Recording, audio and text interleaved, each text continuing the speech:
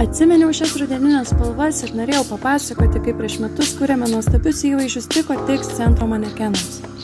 Pririnkome dirbtinės odos gaminių, kurie tiko spalviškai arba jau nebuvo tinkami dėvėti, arba jau nebuvo aktualūs.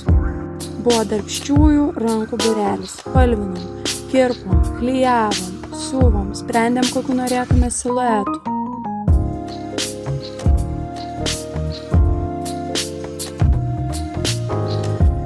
Galvojom, ar taip geriau. O gal taip geriau. Žinau, kad jūs net skirtumo nepastebit.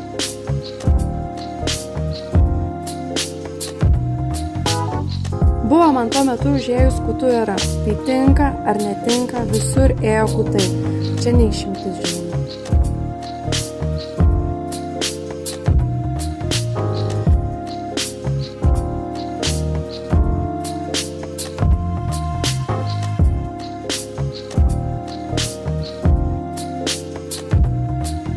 Ir dalinamės rezultatu.